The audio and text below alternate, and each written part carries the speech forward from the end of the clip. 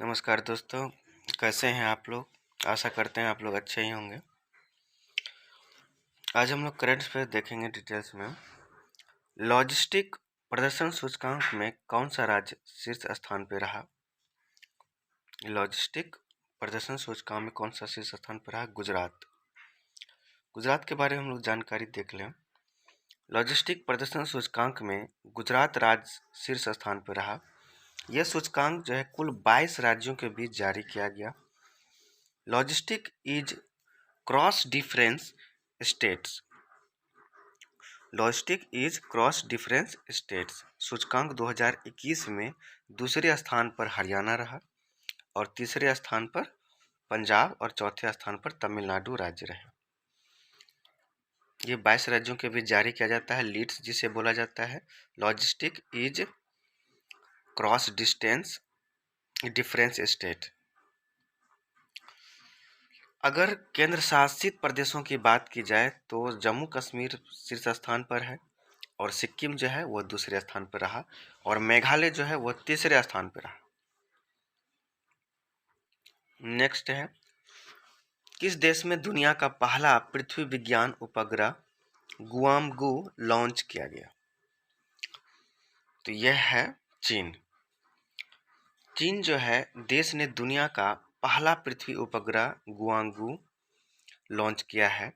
चीन ने इस उपग्रह को उत्तरी साक्ष्य प्रांत के ताइयुआन सैटेलाइट लॉन्च सेंटर से लॉन्च किया। इस उपग्रह को चीनी विज्ञान अकादमी के द्वारा लॉन्च किया गया है, जो कि सतत विकास लक्ष्यों के लिए बिग डाटाबेस के अंतरराष्ट्रीय अनुसंधान केंद्र द्वारा विकसित किया गया है। गुआंगू को लॉन्ग मार्च 6 वाहक रॉकेट द्वारा लॉन्च किया गया था, जो कि 395वां उड़ान मिशन है।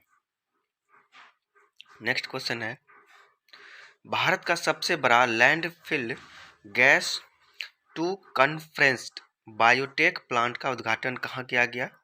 सबसे बड़ा landfill gas to compressed biotech plant कहाँ पर किया गया। तो यह किया गया हैदराबाद में।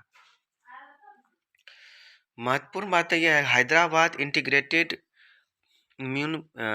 Municipal solid waste HIMSW site पर दुनिया के पहले और भारत के सबसे बड़े landfill gas to compressed biotech plant का उद्घाटन किया गया। यह प्रोजेक्ट लैंडफिल गैस को कंप्रेस्ड करके बायोगैस में ऑटोमेटिव के रूप में बदलने पर केंद्रित है। यानी कि इसका जो मेन काम होता है, लैंडफिल गैस को ये कंप्रेस सिकुड़ करके, मतलब बायो कंप्रेस प्रोसेस मशीन द्वारा इसे बायोगैस में ऑटोमेटिव के रूप में बदलने का ये काम करता है।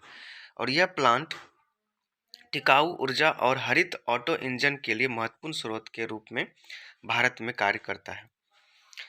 और तेलंगाना की राजधानी का नाम क्या है, वो हैदराबाद है। और तेलंगाना के वर्तमान गवर्नर कौन है, तमिलिसाई सुंदराजन।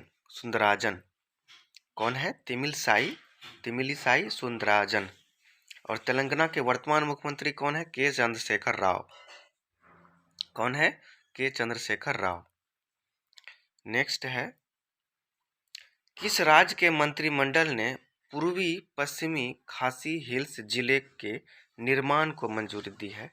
तो वो है मेघालय। किस राज्य के मंत्रिमंडल ने पश्चिमी खासी हिल्स जिले को निर्माण को मंजूरी दी, तो मेघालय। ये मेघालय का खासी हिल्स है।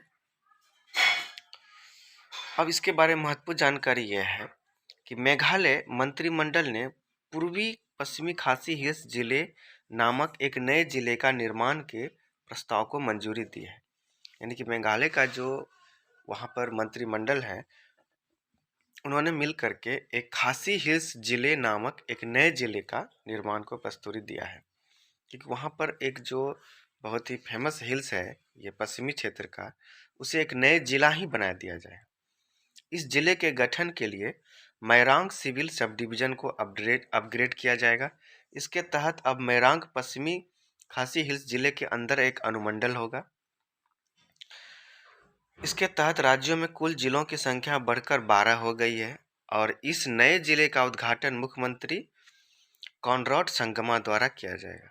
नए जिले का उद्घाटन कौन करेंगे, मुख्यमंत्री कॉनरैड संगमा, मेघालय के मुख्यमंत्री यही है, कॉनरैड संगमा। नेक्स्ट क्वेश्चन है, पीटीसी इंडिया के सीएमडी पद पर नियुक्त किसे किया गया है? ये है पीटीसी इंडिया का प्राइवेट लिमिटेड लोगो, राजीव कुमार मिश्रा। कौन है? राजीव कुमार मिश्रा। महत्वपूर्ण जानकारी इसके बारे में यह है कि पीटी उषा जो है पीटीसी इंडिया के अध्यक्ष प्रबंध निदेशक के पद पर राजीव कुमार मिश्रा को नियुक्त किया गया। राजीव कुमार मिश्रा पीटीसी इंडिया से पूर्व अध्यक्ष एवं प्रबंध निदेशक दीपक अमिताभ की जगह लेंगे। अर्थात पीटी कभी कभी एग्जाम में पूछ दिया जाता है कि पीटीसी इंडिया के नए अध्यक्ष राजीव कुमार मिश्रा से पूर्व कौन बने थे? तो कौन बने थे? तो यह है दीपक अमिताभ, ये इन्हीं की जगह लेंगे। दीपक अमिताभ की जगह कौन लेंगे? राजीव कुमार मिश्रा। पीटीसी इंडिया को पहले power trading corporation of India limited के नाम से जाना जाता था। राजीव कुमार मिश्रा को 2011 में कार्यकारी निदेशक के रूप में पीटीसी इंडिया में शामिल हुए, जो कि फरवरी 2015 में पूर्णकालिक निर्देशन रहे। नेक्स्ट क्वेश्चन है, किसने फ्रांस में आयोजित 37वां मास्टर खिताब जीता है? तो ये है नोवाक जोकोविच। ये है नोवाक जोकोविच, इनका फोटो देख लीजिए। ये किस देश से बिलोंग करते हैं? सर्बिया। ये सर्बिया देश के खिलाड़ी हैं बैडमिंटन, नोवाक जोकोविच। ये बहुत बार एग्जाम में पूछा गया है कि नोवाक जोकोविच जो टेनिस खिलाड़ी हैं ये किस खेल से संबंधित है? ये किस देश से हैं? सर्बिया। नोवाक जोकोविच डेनियल मेदवेदेव को 4-6, 6-3, 6-3 से हराकर पेरिस मास्टर का खिताब जीता है। नोवाक ने रिकॉर्ड 2 घंटे 15 मिनट और 37वें एटीपी मास्टर्स 1000 में चले मैच में यूएस ओपन फाइनल में मेदवेदेव को हराकर अपना बदला लिया और खिताब अपने नाम कर लिया। इस सीजन की उनकी 14वीं जीत थी। 1990 के बाद एटीपी रैंकिंग शीर्ष में 2 खिलाड़ियों को शामिल करने वाला पहला पेरिस मास्टर फाइनल भी था। नेक्स्ट है, आईएसएसएफ प्रेसिडेंट्स कप में सौरभ चौधरी ने कौन सा पदक जीता? यह है रजक पदक, सिल्वर मेडल जिसको बोलते हैं। यह है सौरभ चौधरी, देख सकते हैं ये सौरभ चौधरी है। आईएसएसएफ प्रेसिडेंट कप में कौन सा पदक जीता है? ये सिल्वर रजत पदक।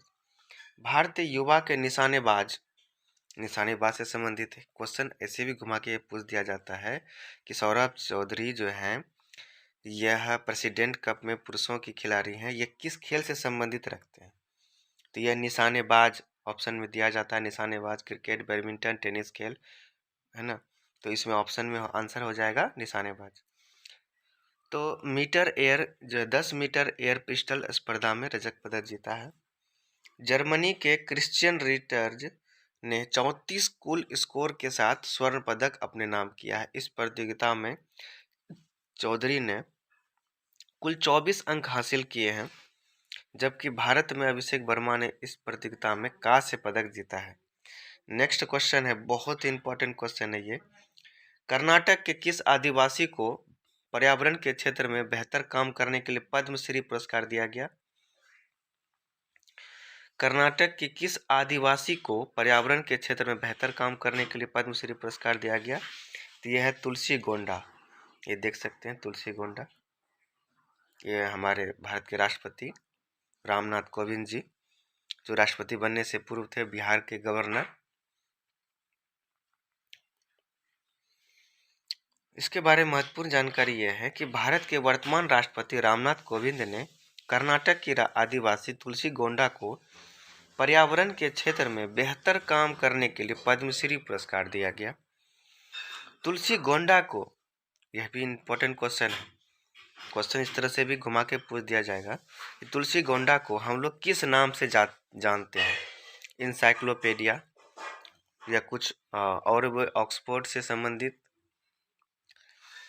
तुलसी गोंडा को इंसाइक्लोपीडिया ऑफ फॉरेस्ट के नाम से जानते हैं, यानी कि जंगल का जो है इंसाइक्लोपीडिया, यानी कि इसके बारे में इतनी सुंदर ये काम किए हैं और इतनी बड़ी जानकारी रखते हैं पर्यावरण के क्षेत्र में और अच्छा काम भी किया है, इसलिए इसे इसका नाम दिया गया इंसाइक्लोपीडिया ऑफ फॉरेस्ट। वो पद्मश्री पुरस्कार लेने के लिए पारंपरिक आदिवासी लिबास में नंगे पैर ही राष्ट्रपति भवन पहुंच गई थी और भवन में कुल 73 हस्तियों को पद्म श्री सम्मान दिया गया, जिसमें मैरी कॉम जो है बॉक्सर और पीवी सिंधु और कंगना रनौत जैसे समेत अन्य हस्तियां भी शामिल थी। नेक्स्ट क्वेश्चन है, लॉन्च पुस्तक an economist at home and abroad A personal journey के लेखक कौन है? ये है शंकर आचार्य। इसके बारे में जानकारी महत्वपूर्ण ले लेते हैं कि शंकर आचार्य ने अपनी नई पुस्तक an economist at home and abroad A personal journey launch की है। शंकर आचार्य एक प्रसिद्ध अर्थशास्त्री थे और भारत के पूर्व मुख्य आर्थिक सलाहकार रह चुके थे। इस पुस्तक में सबसे कुशल नीति और अर्थशास्त्री डॉक्टर शंकर आचार्य के पेशेवर और व्यक्तिगत जीवन को दिखाया गया है। नेक्स्ट क्वेश्चन है, फुमिदो किशिदा को किस देश के प्रधानमंत्री के रूप में चुना गया? ये है फुमिदो किशिदा, देख सकते हैं इनका फोटो। फुमिदो किशिदा यह जो है जापान देश के प्रधानमंत्री चुने गए हैं। जापान देश में नए प्रधानमंत्री के रूप में फुमिदो किशिदा को नामित किया गया है। संसदीय चुनाव के नतीजे में 465 संसदीय निचले सदन से किशिदा पार्टी को 261 सीटों पर जीत हासिल हुई है। वह जापान के संसदीय चुनाव में सत्तारूढ़ पार्टी के कैंडिडेट हैं। एग्जाम में भी ये पूछा जाता है कि फुमिदो किशिदा जो कि हाल ही में जापान के प्रधानमंत्री बने हैं, वह किस पार्टी से हैं? तो सत्तारूढ़ पार्टी से। उनकी पार्टी को गठबंधन सहयोगी कोमेइतो के साथ मिलकर 293 सीटें मिली हैं। गठबंधन करके सहयोग के साथ जो बहुमत 233 के आंकड़े अधिक हैं। हालांकि पिछली बार लिबरल पार्टी डेमोक्रेटिक पार्टी को 305 सीटें मिली थी। और यह भी जानकारी के लिए आप लोग याद रखें कि पूरे विश्व में सबसे बड़ी राजनीतिक दल है तो वो भारत की ही है, क्योंकि भारत में क्षेत्रीय दल ज़्यादा हैं, राजनीतिक दल हैं, तो कुल मिला के बहुत ज़्यादा बहुदलीय है ना। ठीक है, आपको ये वीडियो कैसा लगा ये जानकारी कमेंट में देंगे और पहली बार आए हैं तो कमेंट और सब्सक्राइब करना शेयर करना ना भूलें। धन्यवाद।